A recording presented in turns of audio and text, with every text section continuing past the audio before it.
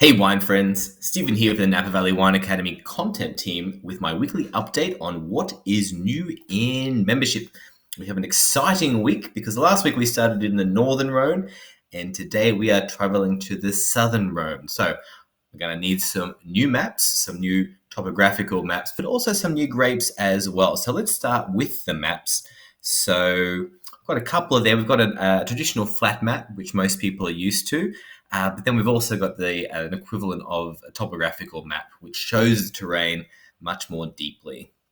And I find you get a much more appreciation for different things that happen in the region. So, for example, the Mistral, which comes down through the gaps in the Northern Rhone and then spreads out into the Southern Rhone, you can see you've got this really narrow gap here, and then it just spreads out.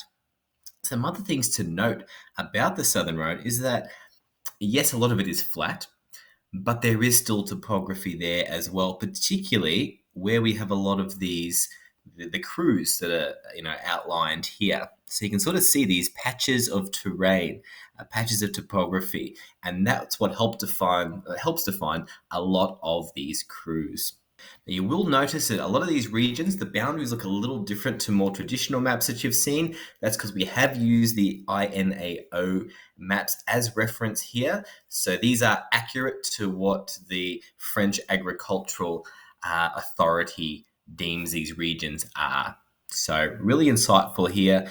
Now, a lot of these sub-regions, or these crews, I should say, are going to be familiar to you, but some of them are a little rarer. You don't see them as much on maps. So I think that's a nice little addition here.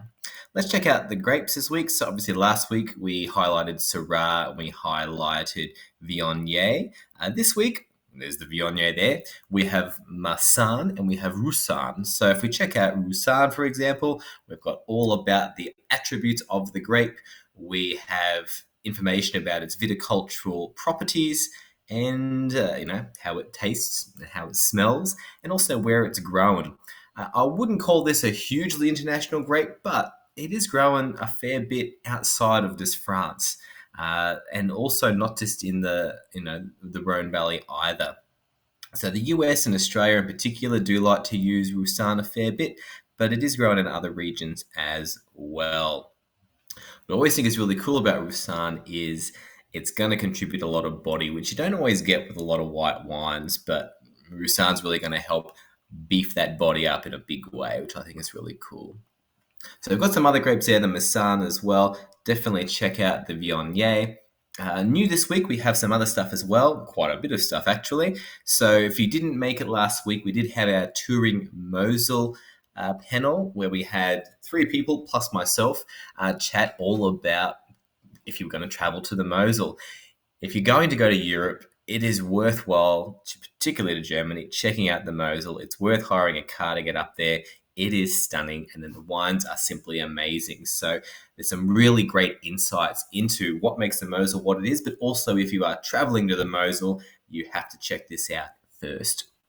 On top of that, last Thursday at headquarters, Chilla Kito, one of our longest serving instructors, gave an amazing Discover Series presentation on Rioja. So that was beamed live last Thursday. Now, if you didn't see it, we do have the recording here.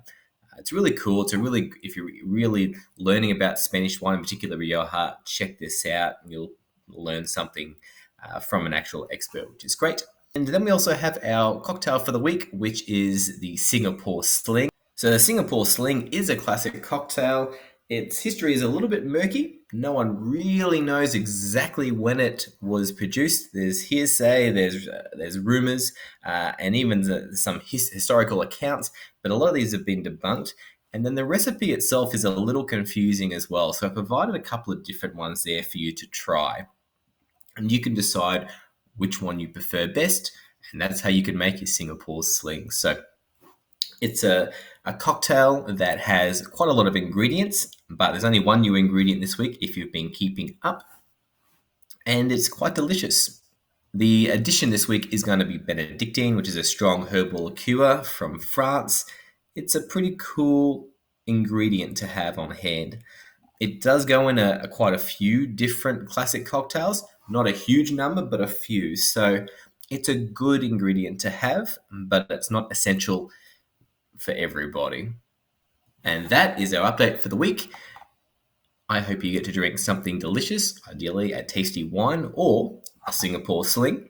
And I'll be back next week with our next update. Cheers.